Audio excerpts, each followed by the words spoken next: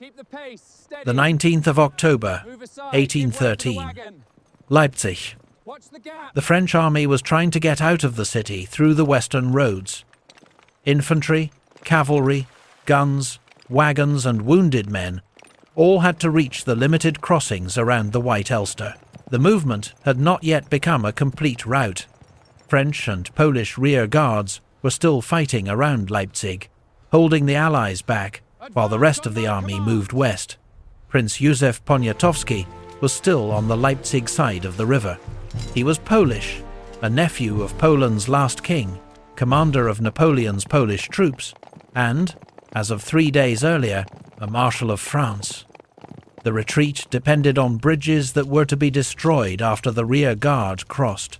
The instruction was straightforward: keep the crossing open for the army, then deny it to the enemy. At the bridge, control of the demolition had become less clear. The officer supervising the charges left to confirm the order. A corporal remained with the explosives. Allied troops were entering the city. The firing was drawing closer, and the man at the bridge could not see the columns still moving through Leipzig or know how many troops remained behind him. Months earlier, Poniatowski had faced a different choice. Russia had offered him a future outside Napoleon's collapsing Polish project. He turned it down and took the remaining Polish troops west. That choice helps explain why he was still at Leipzig on October 19. The rest begins after the Russian campaign, when Napoleon rebuilt an army faster than he could repair the political system that army was meant to protect. The destruction of the Grande Armée in Mille-Huit-Cent-Douze did not settle the war. It changed the calculation behind it. Once the French had been driven out of the Russian Empire, Tsar Alexander I had to decide how far Russia should go. The campaign had already cost the country heavily. Towns had burned, armies had been consumed, and hundreds of thousands of men had been killed, wounded, captured, or lost to disease. Some officials saw little reason to carry the war into Germany for the benefit of Prussia or Austria. Alexander took the opposite view. If Napoleon remained dominant in Germany, France could raise another army, rebuild its alliances, and eventually threaten Russia again. Expelling the invader was not enough. He increasingly treated the continuation of the war as a European task. French power had to be weakened in Central Europe as well. The first visible break in Napoleon's German system came from a Prussian general rather than a king. On the 30th of December 1812, Ludwig Yorck, whose corps had been serving alongside the French, signed the Convention of Tauroggen with the Russians. Without authorization from King Frederick William III, Yorck declared his troops neutral. The Prussian government initially kept its distance from him. That caution did not last.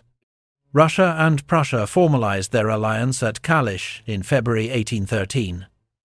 On March 17, Prussia declared war on France, and Frederick William issued the appeal known as "To My People." Inside Prussia, the campaign was increasingly presented as a war to end French domination. The new coalition was still politically awkward. Russia wanted Napoleon weakened enough that he could not threaten the East again. Prussia wanted to recover power and territory. Austria had no wish to exchange French predominance for Russian predominance. Britain supplied major subsidies that helped Russia and Prussia keep large forces in the field. They disagreed about much of the Europe that might follow. For the moment, continued war against Napoleon was enough to hold them together. The same winter looked very different from Warsaw. Poland had ceased to exist as an independent state after the partitions of the late 18th century. Napoleon never restored the old Polish Commonwealth, but in 1807 he created the Duchy of Warsaw. It was limited and dependent on France, yet it put a Polish political entity back on the map and tied hopes of a wider restoration to French success. That connection outlived Napoleon's empire. The song that later became Poland's national anthem had been written before the duchy existed, but its lyrics still contain the name Bonaparte. The point was not that Napoleon had promised Poland everything. French victories had simply opened political possibilities that the partitioning powers had closed. Józef Poniatowski had built his career around that opening. A nephew of Stanisław August Poniatowski, Poland's last king, he served as the duchy's Minister of War and became its leading military commander. He fought Austria in 1809 and led Polish troops in Napoleon's Russian campaign of 1812. After the retreat, Russian forces advanced toward Warsaw. Alexander's side tried to persuade Poniatowski to change course. People around him argued that Napoleon's Polish project was finished and that accommodation with Russia might preserve his position in whatever settlement came next. Poniatowski refused. In February 1813, he withdrew from Warsaw, gathered roughly 14,000 troops, and eventually marched west to join Napoleon in Saxony. There was no guarantee that this would restore Poland. It did show that, while other parts of Napoleon's system were beginning to look for an exit, Poniatowski was still moving toward him. Austria was the most important power still sitting between France and the coalition. The family connection made the situation look stranger than it was.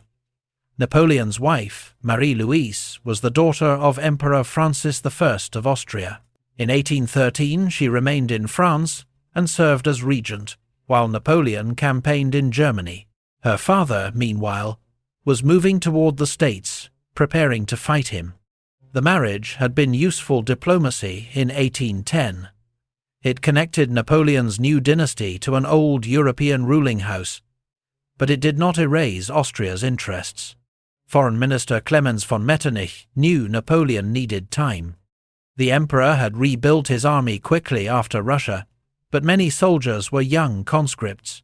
His cavalry was in worse condition. Horses, trained cavalrymen, and the organization needed to use them could not be replaced as quickly as infantry. Without strong cavalry, even a victory was harder to exploit once the enemy began retreating.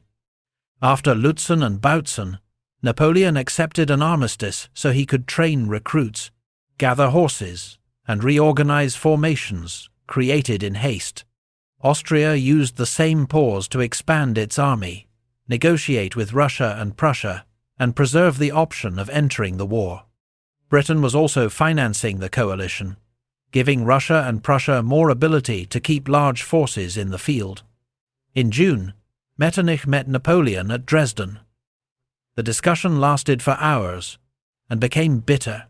Later accounts tell of Napoleon's hat falling to the floor and Metternich leaving it there.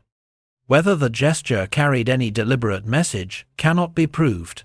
What matters is that Metternich was no longer dealing with Napoleon as a ruler whose demands had to be accepted simply because French military power stood behind them. Austria's proposed settlement reached directly into Napoleon's position in Central Europe. The Duchy of Warsaw would be given up, Prussia restored, and French control in Germany reduced. The Confederation of the Rhine was part of the larger issue as well. Napoleon would not accept terms that cut so deeply into the system he had built. The Congress of Prague failed, and in August, Austria entered the war. That put Francis I on the Allied side at Leipzig, while his daughter remained in Paris, governing in Napoleon's name. The family arrangement was unusual. The strategic logic was not. The Army of the North brought another familiar figure back into Napoleon's war, this time on the opposite side. Jean-Baptiste Bernadotte was French. He had risen during the Revolutionary Wars and became one of Napoleon's marshals of the empire. His wife, Désirée Clary, had once been close to the young Napoleon and is often described as his former fiancée. In 1810, Bernadotte was chosen as Crown Prince of Sweden. By 1813, he had to think as the future ruler of a Swedish state with its own interests, not as a French marshal. Sweden joined the Sixth Coalition, and Bernadotte commanded the Army of the North. His policy was not simply about European liberty or an old quarrel with Napoleon. Sweden wanted Norway. British subsidies and Allied diplomacy helped make cooperation worthwhile. and Bernadotte conducted the campaign with Swedish interests in mind. His army took part in the victories at Grossbeeren and Dennewitz. At Leipzig, the former French marshal would again operate against the military system in which he had made his reputation. The personal history was unusual, but the political point was broader. Napoleon's empire had elevated men beyond France. By 1813, some of them held titles and interests that no longer depended on him. The coalition had also learned from its earlier defeats. Giving Napoleon the kind of decisive battle he wanted was dangerous. At Austerlitz and Jena, large armies had accepted major confrontations under conditions Napoleon exploited brilliantly. In 1813, the Allies increasingly tried something else. When Napoleon appeared with concentrated forces, they were more willing to withdraw or avoid a decisive commitment. When he moved away, they attacked the marshals he had left behind, threatened his communications, and forced him to respond across a broad German theatre. The method was not elegant. Coalition command could be slow, and the governments did not always want the same thing. But it attacked a real limitation in the French system.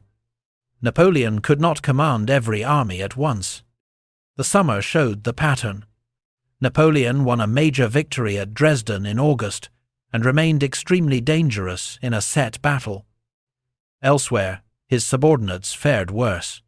Oudinot was defeated at Grossbeeren, MacDonald suffered heavily at the Katzbach, and Ney was beaten at Dennewitz.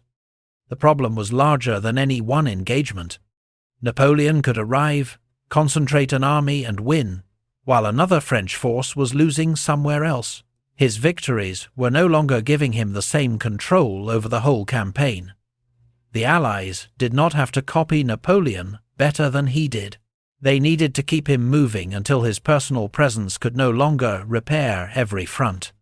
The political structure in Germany was weakening at the same time. The Confederation of the Rhine was one of the main supports of French power east of the Rhine. Its states supplied troops, kept important roads open, and widened the zone separating France from hostile armies. Several rulers had also gained territory, status, and French protection. That bargain looked different once French victory stopped appearing permanent. On October 8, only days before Leipzig, Bavaria signed the Treaty of Ried and joined the coalition. Austria promised to protect Bavarian sovereignty and interests. For other German rulers, the lesson was practical.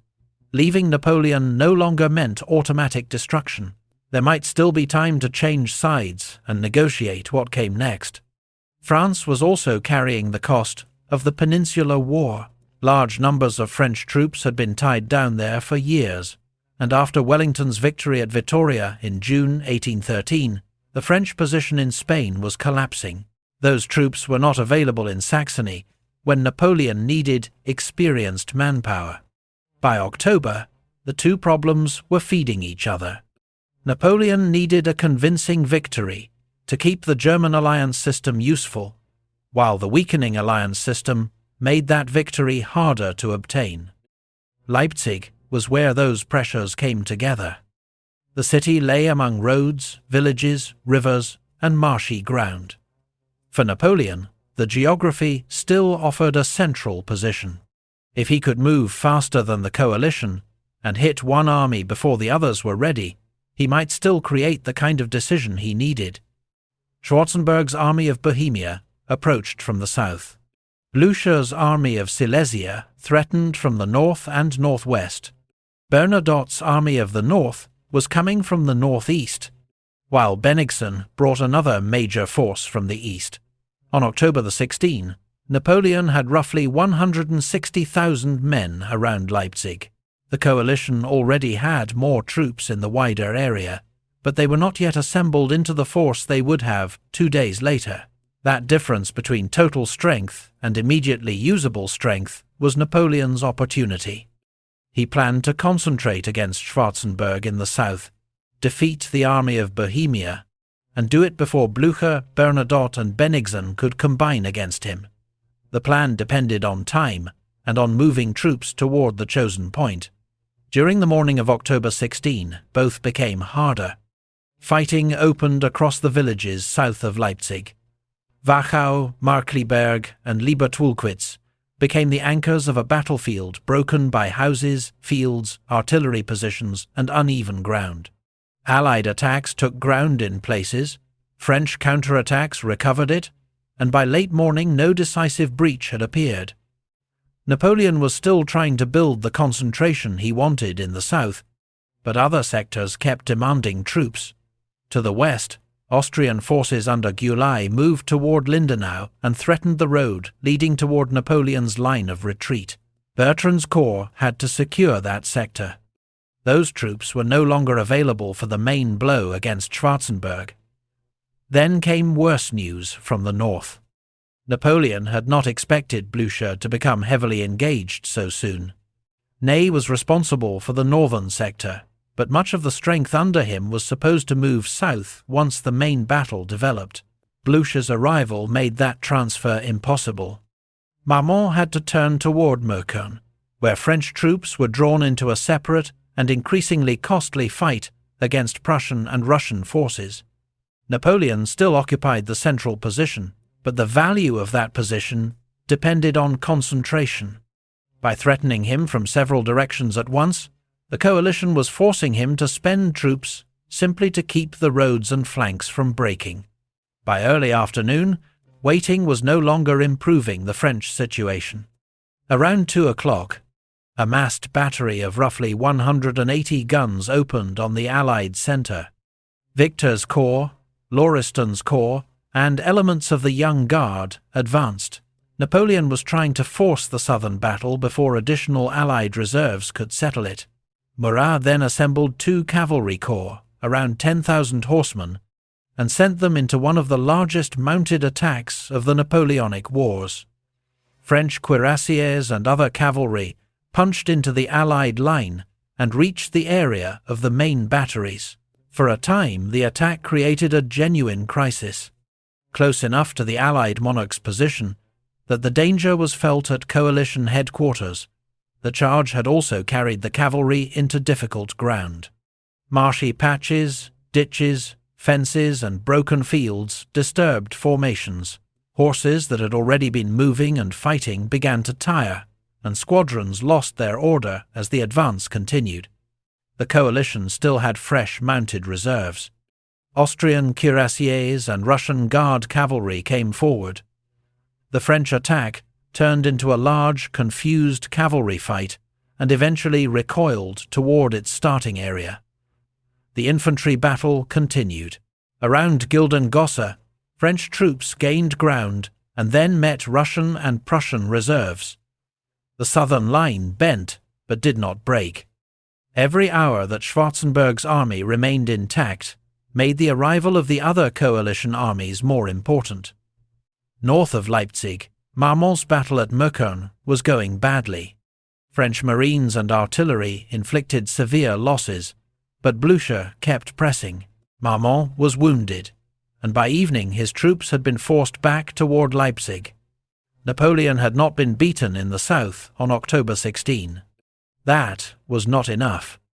This was the day when he had the best chance to defeat a major Allied army before the coalition could assemble its full strength. He had hurt Schwarzenberg, committed a dangerous central attack, and forced the Allies to use reserves. He had not broken the army of Bohemia. Poniatowski received his marshal's baton during the same day's fighting. For a foreign commander in Napoleon's service, the promotion was extraordinary. French Napoleonic histories traditionally describe him as the only foreigner raised to that rank. He had come west with what remained of the Polish force after 1812. On October 16, Napoleon gave him one of the highest military titles in the empire. 3 days later, the retreat through Leipzig would leave him without a bridge. October 17 was quieter, but the pause worked differently for the two sides. French units needed ammunition, food, rest, and time to reorganize after the fighting of the 16th. Napoleon also explored the possibility of an armistice. The Allies had little reason to stop because their armies were still coming in. Bernadotte's Army of the North was approaching, and Bennigsen's force was arriving from the east. Coalition strength around Leipzig grew, while Napoleon could replace only a fraction of the men and ammunition already spent. He began preparing for retreat. That exposed a practical problem. An army of this size would have to move west through limited crossings over the waterways behind Leipzig. More bridges would have reduced the pressure, but the extra capacity had not been prepared on the scale now required. The day produced little dramatic fighting, yet the balance kept moving. Napoleon had entered October 16 trying to defeat part of the coalition before the rest arrived. By the end of the 17th, the reinforcements he had been racing against were entering the battle area.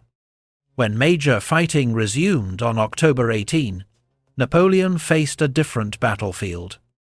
The coalition now had more than 300,000 men available around Leipzig, while the French army had roughly 170,000. Exact totals change according to the source and the hour being counted, but the change since the 16th is not in doubt. The armies Napoleon had hoped to keep apart were now close enough to act together. Schwarzenberg organized attacks from several directions, and Napoleon shortened his front into a tighter defensive perimeter around Leipzig. In the south, Probstheide became one of the hardest fought positions. French troops used houses, walls, gardens and gun positions to turn the village into a strongpoint. Prussian and Russian attacks came forward under artillery and musket fire and suffered heavily. Napoleon sent guard troops to reinforce the defence, and Probstheide remained in French hands. But a successful defence there could not relieve every other sector. Farther north and east, fighting intensified around Schönefeld and Ponsdorf. Marmont assembled a large artillery concentration. Bernadotte, whose cautious movement had frustrated some Allied commanders, now brought the Army of the North into the battle in strength. Coalition batteries answered the French guns with an even heavier volume of fire. French units were still capable of holding positions and counter-attacking. The difficulty was no longer simply whether one village could be defended. Napoleon could not strip one sector to build an overwhelming attack in another, because pressure was arriving almost everywhere at once. In the northeastern part of the line, the political weakness of the French alliance system suddenly became visible on the battlefield. Several thousand Saxon troops serving with Regnier's corps left the French position and went over to the coalition. Their artillery followed. Württemberg cavalry also changed sides. The episode is sometimes treated as though those Saxons cost Napoleon the battle. The scale of the fighting does not support that conclusion. By the afternoon of October 18, the French were already outnumbered by a much larger coalition army. Ammunition was becoming a serious concern, and losses had accumulated over several days. A few thousand defectors did not create those conditions. What they did create was a scene no one on the battlefield could misunderstand. Saxony had been one of Napoleon's important German allies. Its soldiers had fought in French-led campaigns, and its king had stayed with Napoleon. Now part of that army crossed the line during the battle and brought its guns with it. Bavaria had changed sides by treaty 10 days earlier. At Leipzig, the same instability was no longer happening in a cabinet room. It was happening under fire. By evening, the French still held important positions, including Probstheide, but the chance of turning the battle into a strategic victory was gone. Napoleon's army was exhausted, heavily outnumbered, and running short of ammunition. He ordered the retreat. During the night, French units pulled back toward Leipzig and began moving west. The withdrawal was still organized in many places. Staff officers pushed columns through the city, rear guards delayed the Allies, and Bertrand had already secured the western route. A large part of Napoleon's army crossed successfully before the situation collapsed. The weak point was the amount of traffic forced through too little space. Leipzig's streets filled with infantry, cavalry, guns, wagons and wounded men heading for the western crossings. Thousands of wounded soldiers could barely move, while rearguard units still had to fight at the gates and through the streets long enough for the columns behind them to escape. Napoleon left Leipzig during the morning. Poniatowski stayed with the rear guard. He had been wounded several times, and his Polish troops were among the formations delaying the Allied advance. The bridge prepared for demolition was supposed to remain open until the last French troops had passed. At the critical moment, the command chain around the explosives broke down. The officer supervising the demolition left to obtain clearer instructions. A corporal stayed with the charges as the Allied assault moved deeper into Leipzig. The firing came closer to the western exit. From the bridge, the corporal could not see the whole withdrawal, or know how many units were still inside the city. He saw enemy troops approaching and believed the crossing was about to be captured. He lit the charge, and the bridge blew while the retreat was still underway. Traditional estimates place roughly 30,000 soldiers and dozens of generals on the Leipzig side of the destroyed crossing, together with large numbers of guns and ammunition wagons. Many were captured. Others looked for makeshift routes or entered the water. The disaster cannot be reduced to one corporal making a bad decision. The army already had too little crossing capacity. Control of the demolition was unclear, and tens of thousands of men were still being forced through the same narrow area while Allied troops closed in. His decision turned those weaknesses into a catastrophe in seconds. Marshal MacDonald was among the senior officers cut off, and eventually escaped by using the waterways and improvised crossings. Poniatowski also reached the river system west of Leipzig. He was badly wounded. The regular crossing was gone, and the Allied advance was behind him. His new rank changed none of those facts. He entered the water in an attempt to escape. Accounts differ over the sequence of his final wounds, so the last minutes cannot be reconstructed with certainty. What is clear is that he did not reach safety. Poniatowski drowned in the White Elster. Earlier that year, Russia had offered him another political path. He had stayed with Napoleon because he still connected the French alliance with the possibility of a Polish future.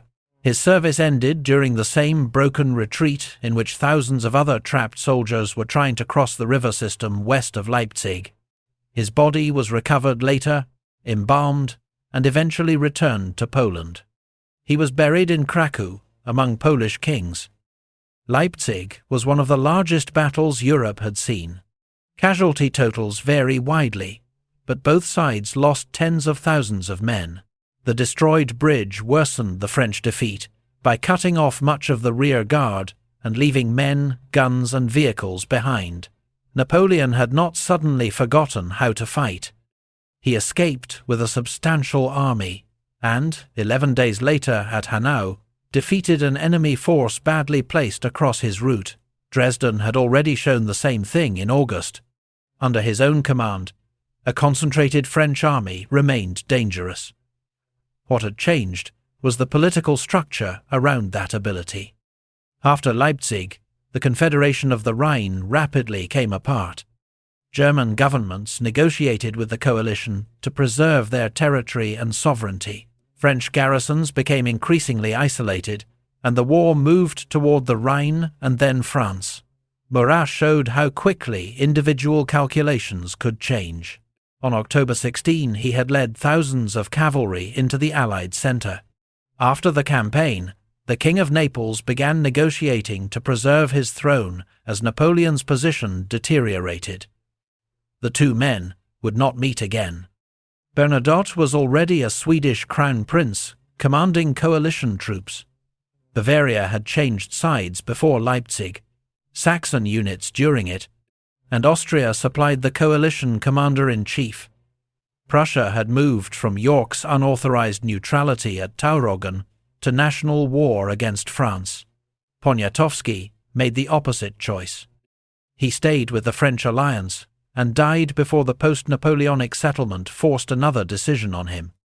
Leipzig, therefore, matters for more than the men and guns around the city. Napoleon's empire depended on allied states. German rulers, foreign contingents, subordinate kings, and individual ambitions that had, for a time, fitted inside a French-dominated system, military success had kept that arrangement workable. By 1813, victory was no longer reliable enough to settle every Ally's calculation. Napoleon could still defeat an army badly placed in front of him. He could no longer assume that one battlefield success would keep the rest of his European system in place.